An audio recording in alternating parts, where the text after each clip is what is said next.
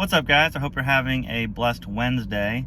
I thought I'd upload a video just giving you guys an update on the 3 foster kids and kind of where we're at too. So if you're new to my videos, I post videos about our journey through foster care. We just got approved to foster kids probably I think it was like 3 weeks ago or something like that, and then we got a placement shortly after, and we accepted the three kids that we have now. We accepted them into our home and I have a video, I think, on the story of that as well. So anyways, this past weekend was our first real weekend with the kids, and I have to say it was pretty challenging.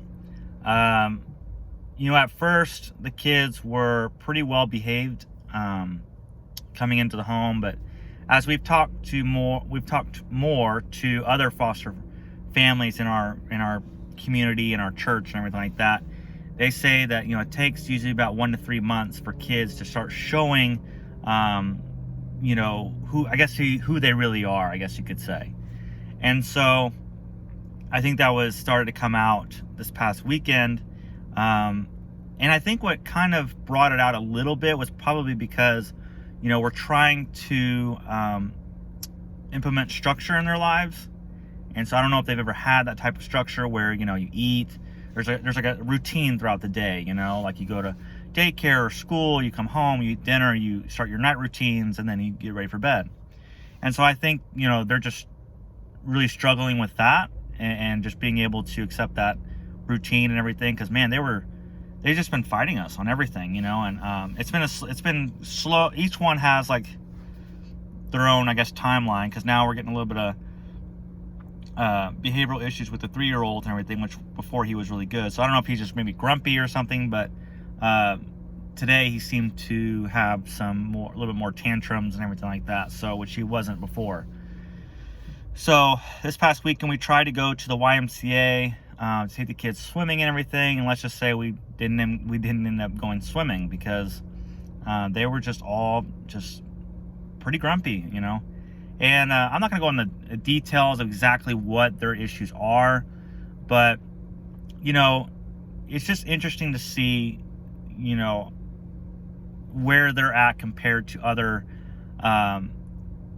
kids in their age groups and how they act. Now 3-year-olds, I'm kind of like, okay, probably most 3-year-olds probably act like that, so that's probably not a big deal. Even 4-year-olds probably, there's probably some more tantrums and stuff. I'm not really sure. I mean, we don't have kids of our own, so this is kind of like a 0 to 60 experience for us because it's our first placement.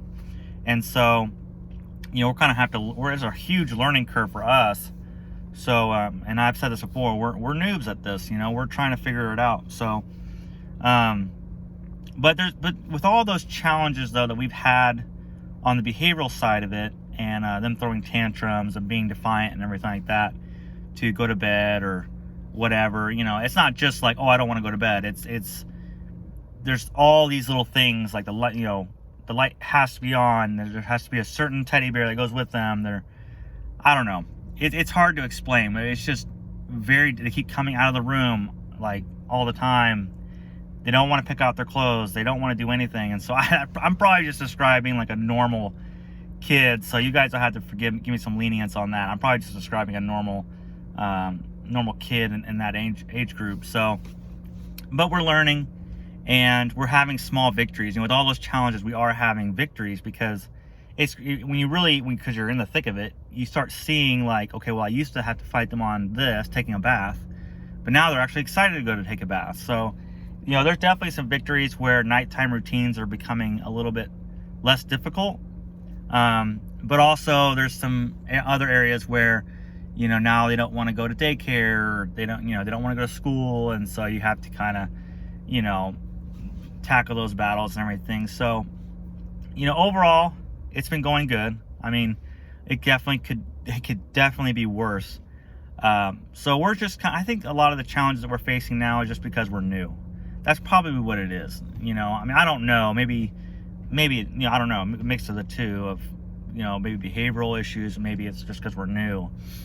But, we're getting there. We're definitely learning. And what's really great is that a lot of the families in our community who are foster families, and I say community, but you know, in our church and everything like that, our friends and stuff, they've been so tremendous. You know, donating clothes to us, donating toys. Our Bible study brought us dinner for the last 5 nights or so.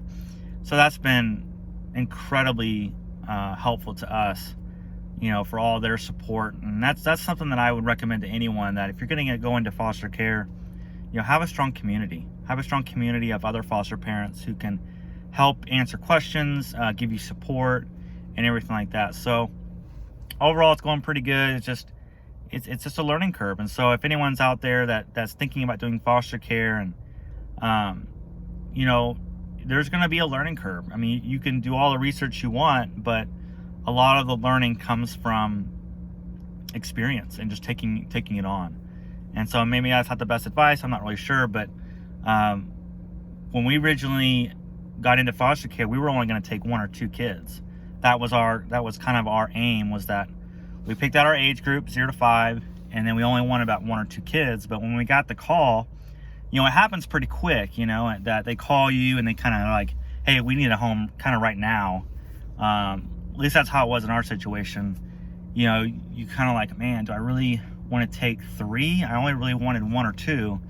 But you have to recognize that, you know, it's really hard to grapple with the thought of separating siblings when they're all, you know, together and everything. You don't want to split them up, you know. So but anyways, just you know, stay tuned, keep watching my videos if you're interested, and keep up with how we're doing. You know, this is also for us. We can look back and see, you know, how new we were when we started and everything like that. So, but the last thing I want to leave you guys with before I end this video is, if you could just, guys, just keep, if there's any Christians watching this, if you could just say a prayer for the parents, and just pray for them, that, you know, and I think this can go for all those parents out there who are going through their plan, and who have had their kids taken away and everything, is that, you know, that they would just be impacted by this,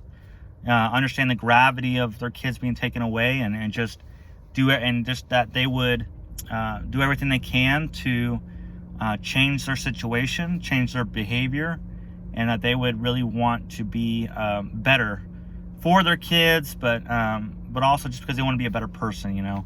So I pray for, I definitely would encourage you guys to help me pray for their parents, that they would, you know, just choose the right way, you know, and work their plan that the court gives them, and that they can get their kids back. Because I say this every video. My job, foster parents all over the world, our mentality should never be to take away someone's kids.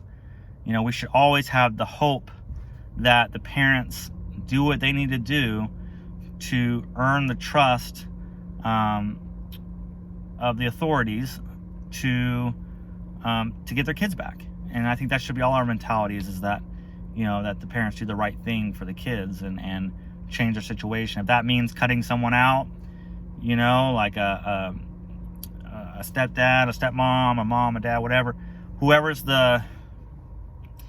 they need to do, they just need to do what they need to do to get their kids back. Because those kids, you know, though they're the kids that we have are calling us mommy and daddy, and we haven't told them to say that,